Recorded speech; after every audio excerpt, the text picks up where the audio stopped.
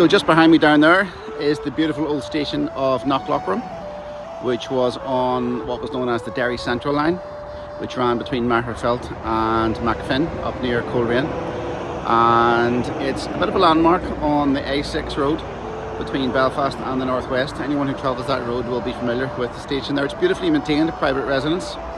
It last saw a train back in 1959. It closed to passengers in 1950, and then the final goods trains went through in about 1959.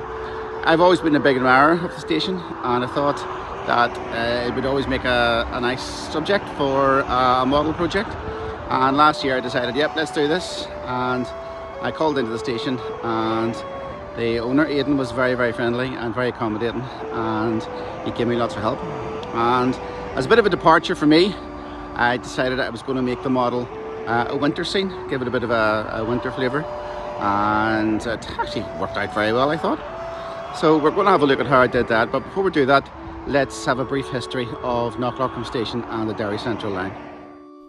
The Derry Central Railway opened as a private company in 1880. Its single broad gauge line began at the important Mid-Ulster Railway hub of Magherafelt before heading northwards via a quite leisurely route, stopping first at Knockloughrim, then Maghera, then Upperlands, where there was a siding into Clark's linen mills.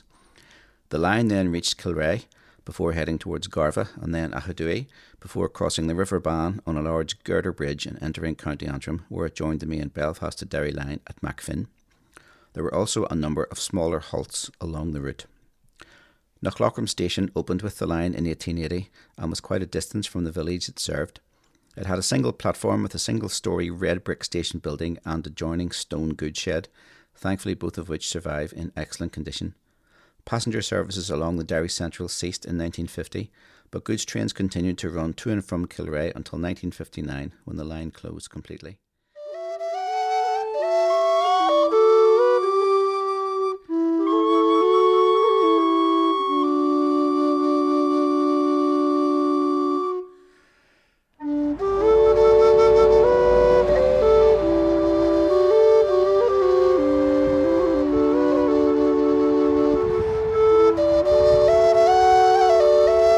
The station is located on the Dergana Road outside Knockloughrim, and the original road would have passed over the railway by this beautiful stone bridge, and as you can see, the bridge is still very much intact, beautifully maintained, and the stonework, of course, is incredible. These things really were made to last, so it was always going to be very important to include a representation of the bridge in the model.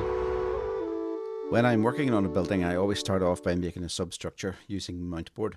This material is very easy to work with and is often available as offcuts free of charge from art suppliers.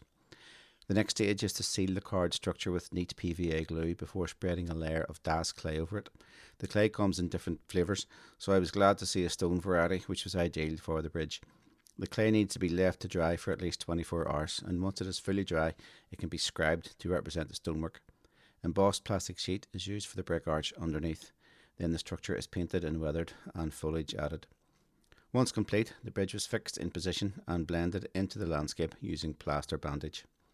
The stone goods shed was built using much the same techniques, with some additional weathering and dilapidated features being added.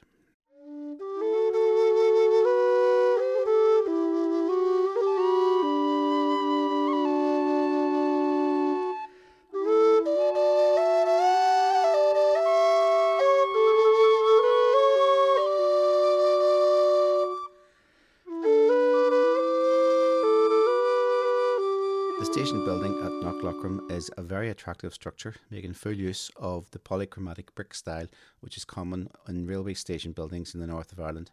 Again, a card substructure was created, and this time I used printed brick sheet to speed up the process. A distinctive feature of this kind of building is a large wooden glazed panel, and this was built up from plastic strip.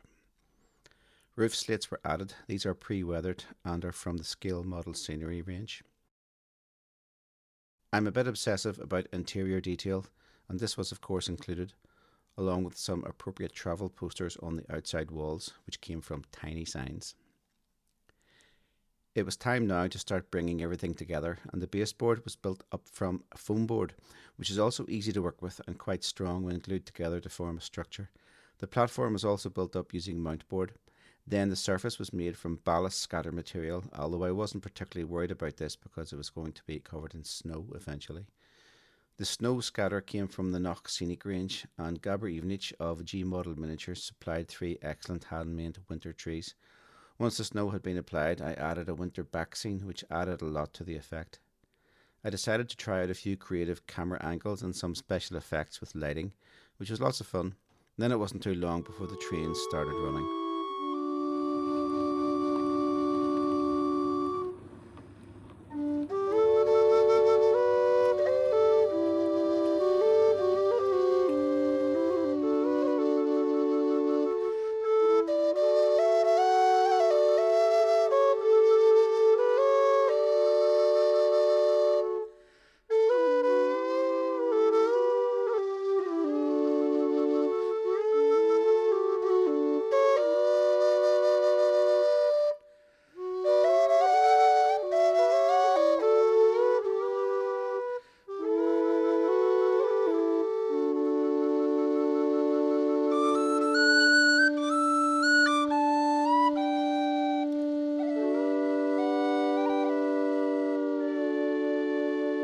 The project took around 2 months to complete, and once finished, it was my great pleasure to present it to Aidan and his wife Davina up at the station as a gift. So that's my representation of the station at Knockloughrim in a winter setting, and hope you enjoyed that. And a big thanks to Aidan and his lovely family here at the station house for their hospitality and their assistance with the project.